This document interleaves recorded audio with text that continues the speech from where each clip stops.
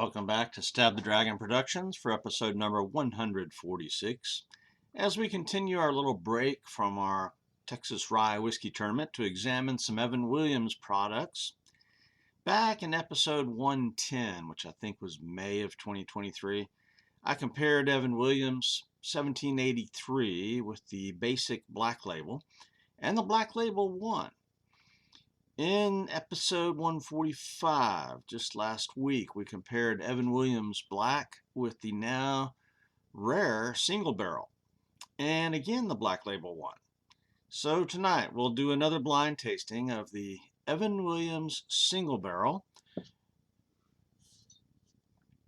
versus the Evan Williams white label bottled in bond.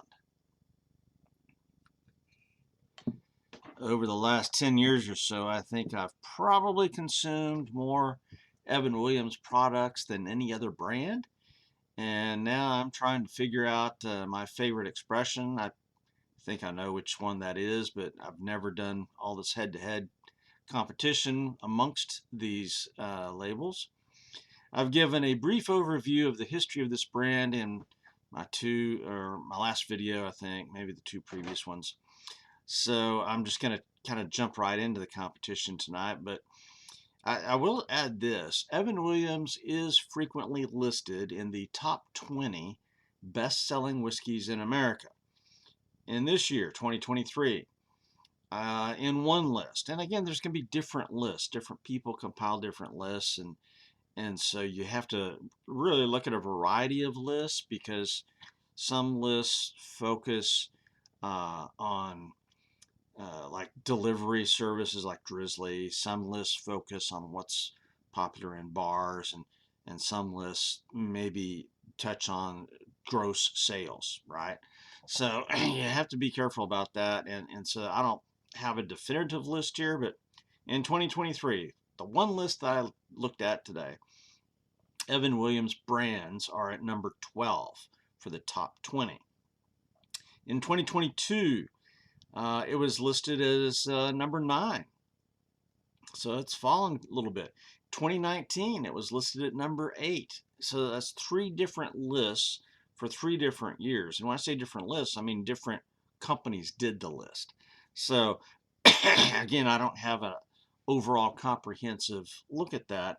But what it seems to tell me is that Evan Williams' popularity is declining in recent years. And other brands, of course, are rising. And so that's just one little bit of the puzzle here. But I like Evan Williams brands, and I think they're really good for the price. And I like the flavors. I don't go for the overly sweet bourbons like, say, Four Roses or Old Forester. I think they're just a little bit, even Buffalo Trace is a little bit too sweet for me. So Evan Williams has got, for me, the best combination of oak and sweet. So there you go. So we're looking at the single barrel, and I can no longer obtain this in Fort Worth, but when I got it a couple of years ago, I think it was in the $30 to $35 price range, and I'm pretty sure I got it at Goody Goody liquor store here in Fort Worth. It's a local chain, because I think they called me. I'm in their bottle club, and they called me and said, "Hey, we got some Evan Williams single barrels in," and this was barreled on June 18th of 2013, barrel number 1187, and put in the bottle on November 6th of 21. This is 86.6 proof. There you go. The bottle and bond is incredibly popular. You can get it everywhere. And looking at the prices, some of the websites that I looked at just had the 1.75 liter, and so it's hard to get a total price on this, but I did find the Total Wine has a 750 for $15.99. Goody Goody had it for $18.99. Specs, you could only get the 175 on the website. but that goody goody price of $18.99, I'm real sure I paid $14.99 for this when I got it on sale earlier this year. So, you know, if you catch it on sale, you can really save some money. But the bottom line is inflation has hit bourbon prices. This used to be regularly at $14.99, $15.99, and so the price has gone up. The bottles, clearly the single barrel has got the fancy bottle and label. You know, they really marketed this well, and it was a highly coveted bottle. I mean, a lot of people talked about this. I know I had a hard time finding it, and now it's restricted to Kentucky and Japan. So I can't get it anymore. When I finish this, it's gone. Okay, so you know, I'm not gonna see that again probably. But the bottle in bond is a very plain bottle, plain label, and you know, it's nothing fancy going on there. But it's not unattractive either.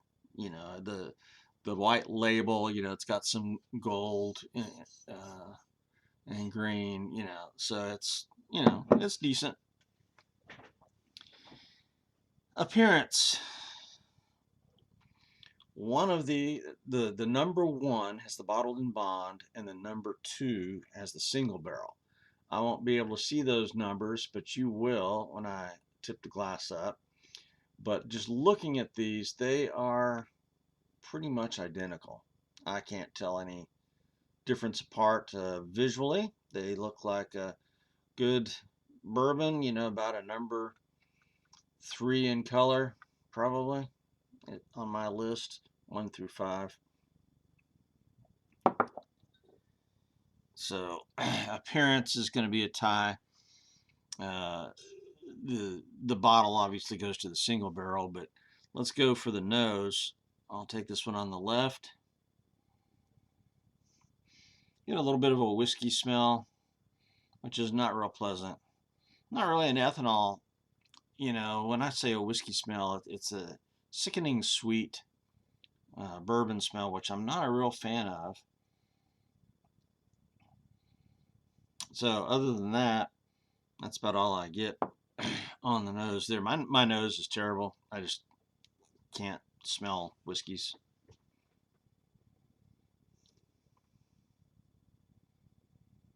This one I really don't smell anything. Maybe my nose just got burned out on the first one.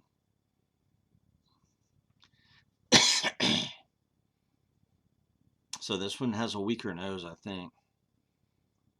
So I would, just going off the nose, I'm going to think this is number 2, glass number 2, the single barrel.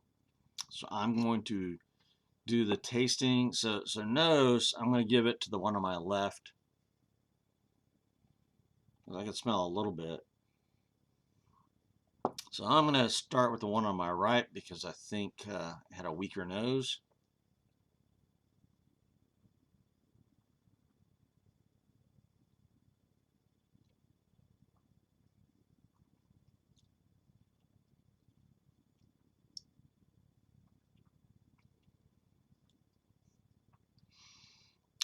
It's got a decent mouthfeel, but not real creamy. It's got nice corn notes going on there, the corn sweetness, a little bit of the wood, definitely spicy. I'm feeling the alcohol on that.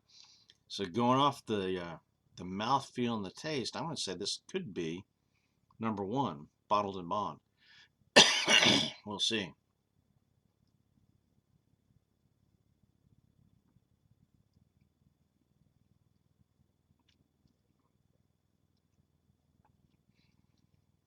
Yeah, that's got classic bourbon notes there, maybe hints of vanilla, hints of cinnamon. What I really like about Evan Williams is the wood notes there, balancing the sweetness. So that's a decent pour there. So we'll see how that measures up to the one on my left. But going off the taste, I think that one should be number 1. bottled in bond, but I'll reserve judgment and see how this one does.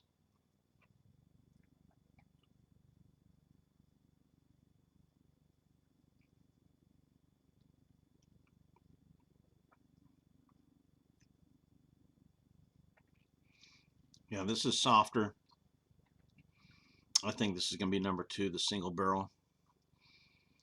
It does not have near the burn that the first one had.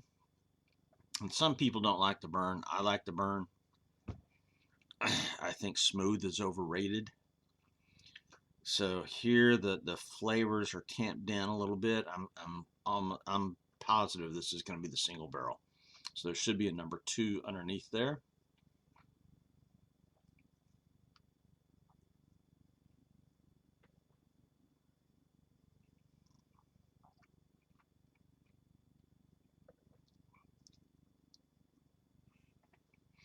Yeah, I'm going to go ahead and switch these around. I am 100% positive that this is the single barrel. There should be a 2 under that.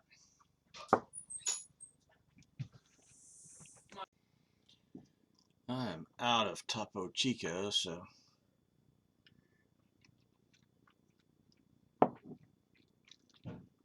just reset my palate a little bit. Let me check these one more time just to be sure.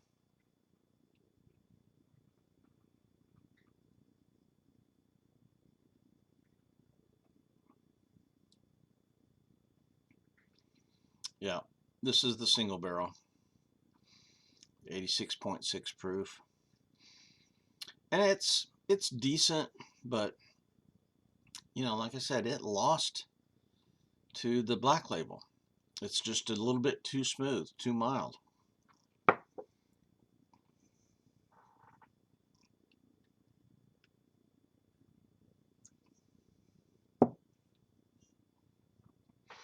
This one I think is going to say number 1, and it's going to be the bottled in bond.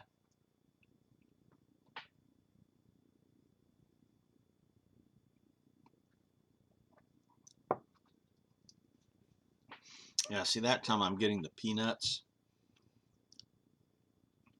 Yeah, I really like that peanut note, the wood, along with the caramel, the corn. It's like caramel popcorn